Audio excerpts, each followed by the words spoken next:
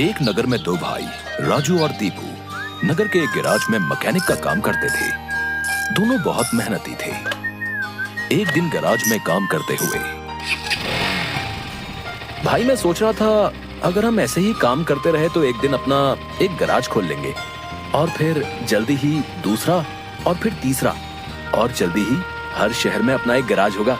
ये कहने के बाद दोनों राजू और दीपू अपना काम बंद करके मुस्कुराते हुए ऊपर की ओर देखते हुए अपने ख्यालों में खो जाते हैं। सपने में राजू और दीपू अपने नए गैराज के उद्घाटन की रिबन काट रहे हैं। तभी पीछे से उसकी पीठ पर कोई धक्का देता है और दोनों घबरा के सपने से बाहर आते हैं। राजू के बगल में उसकी गैराज का मालिक, ग्रे शर्ट, काले पैंट, सिमटे हुए बाल और आंखों पे चश्मा। तुम दोनों से एक काम सही से नहीं होता।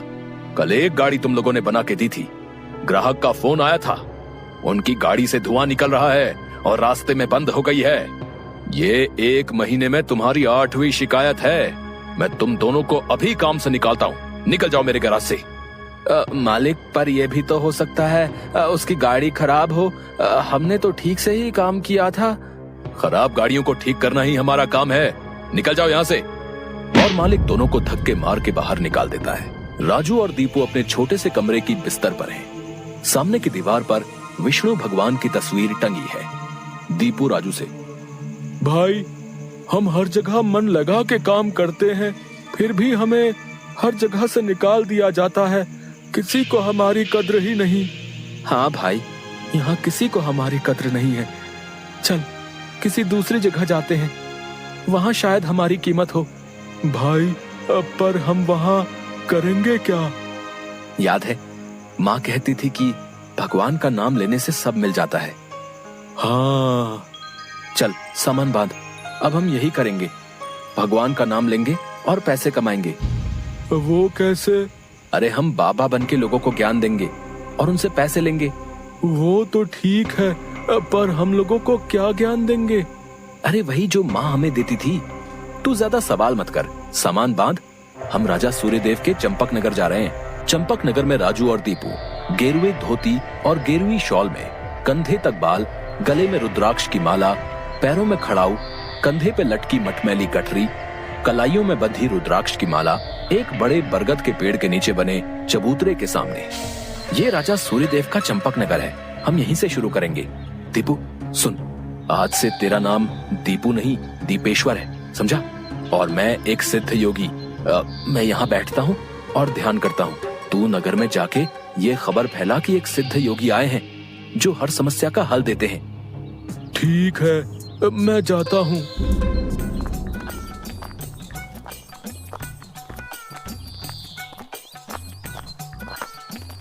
भाई हमारे सिद्ध बाबा जी के लिए कुछ दान दो। ये कौन से बाबा हैं और कहाँ हैं? बड़े सिद्ध बाबा हैं, उनके पास हर समस्या का हल है।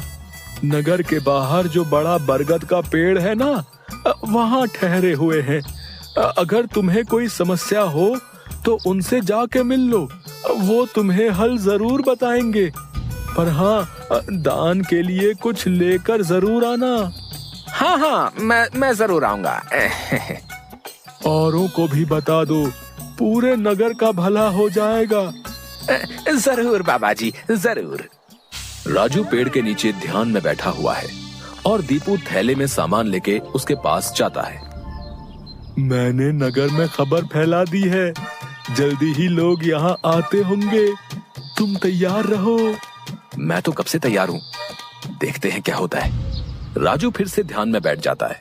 तभी नगर के लोग वहाँ आने लगते हैं और हाथ जोड़ के नीचे बैठे हैं। बाबा, हमारा काम नहीं चल रहा, कृपा करें। आप जो भी दान के लिए लाए हैं बाबा के चरणों में रखें और बाबा से गुरु मंत्र लें। दुकानदार राजू के पास पैसे रखता है और हाथ जोड़कर खड़ा हो जाता है। राजू इशारे से दुकानदार को अपने पास बुलाता है और उसके कान में कहता है, श्री राम, हर बिक्री के समय मन में ये नाम का जाप करो, बिक्री बढ़ जाएगी। याद रहे, अपना ये मंत्र किसी को नहीं बताना, अपनी पत्नी को भी नहीं। जैसी आपकी आज्ञा बाबा जी। महाराज, आप राजकुमारी के लिए एक योग्य वर तलाश रहे थे। हमारे गांव में एक सिद्ध योगी आए हैं जो तेजवान हैं और राजकुमारी के लिए एकदम श्रेष्ठ हैं। गुरुदेव, मुझे आपके चयन पर पूरा विश्वास है। अगर आपने चुना है तो वो राजकुमारी के लिए अवश्य ही उत्तम होगा। सोने जवाहरात और अनेक उपहार लाओ। हम अभी उन महान योगी के पास जाएंगे और उनसे राजकुमारी से विवाह करने का आग्रह करेंगे। हे तपस्वी, मैंने आपके बारे में जो सुना था, आप उतने ही तेजस्वी हैं। मेरा आग्रह स्वीकार करें। राजू ध्यान से आंख खोलकर राजा को देखते हुए, जी महाराज, कहिए क्या परेशानी है आपको? मेरी इच्छा है कि आप मेरी पुत्री से विवाह करें और ये उपहार स्वीकार करें। राजू काफी देर तक उपहार में लाए सोने चांदी और अनेक वस्त्र और उपहारों को देखता है, फिर राजा की ओर मुड़ता है। महाराज, मैं तो एक सन्यासी हूँ, मुझे इन सब से क्या लेना? मुझे क्षमा करें, मैं आपकी बात नहीं मान सकता। दीपू चौंकते हुए राजू को देखता है। मैंने जो सुना था, आप उससे भी महान हैं। मुझे क्षमा करें यदि मैंने आपका अनादर किया हो। आप जब तक यहाँ हैं, मैं कोशिश करूंगा आपको कोई दिक्कत ना हो। और राजा सूर्यदेव को प्रणाम करके वापस चले जाते हैं। अरे राजू, ये क्या कर दिया तुमने? इतना अच्छा मौका हाथ से जाने दिया। अरे राज करते हम लोग। राज, तुम्हें ये क्या हो गया है? मैं यही सोच रहा था, लेकिन फिर मैंने सोचा कि इतने दिनों से ईश्वर का नाम लेते लेते इतना तो समझ आ गया है कि ईश्वर के नाम अमृत में ऐसा क्या है जो मीरा सारा राजसी ठाट छोड़कर वैरागन बन गई। क्यों प्रहलाद ने अपने पिता की इतनी यातनाएं सही? मुझे भी राम नाम का धन मिल गया है जिसके आगे इस दुनिया का सारा धन फीका है। मुझे ये सब नहीं पता। हम यहाँ पैसे कमाने आए थे, ना कि साधु बनने। मैं चला, मैं अकेले ही सब संभाल लूंगा। तुम्हें जो ठीक लगे करो, पर अगर किसी मुसीबत में फंस जाओ, पूरी श्रद्धा से ईश्वर का नाम लेना, तुम्हारी मुसीबत दूर हो जाएगी। तुम्हारा दिमाग खराब हो गया है। इतनी आसानी से मुसीबत दूर होती तो सभी खुश होते। राजू बस उसे देखकर मुस्कुराता है और ध्यान में बैठ जाता है। दीपू अपनी पोटली उठा के गांव में चल देता है। क्यों भाई, कैसा चल रहा है? हाँ भाई, सब बढ़िया है और अब घर में सुख शांति भी है। ये भी बेवकूफ बन गया। राजू है तो चालाक। उसने ऐसी युक्ति की कि कोई उस पर सवाल नहीं उठा सकता। कुछ राशन दान करो। जरूर। दुकानदार राजू के थैले में चावल डालने जाता है। तभी दीपू, ये क्या दे रहे हो? इतनी मिठाइयाँ और मेवे तुम्हारी दुकान में है और तुम ये कच्चे चावल दे रहे हो? इनमें से कुछ दो। पर बाबा तो ये सब नहीं कहते। तुम्हें क्या करना है? जितना कह रहा हूँ वो करो। दीपू आगे जाता है और जोहरी की दुकान में दुकानदार से, और भाई जोहरी, कैसी चल रही है दुकानदारी? बाबा की कृपा से सब बढ़िया चल रहा है। कहिए क्या सेवा करूं? बाबा के लिए कुछ दान दो।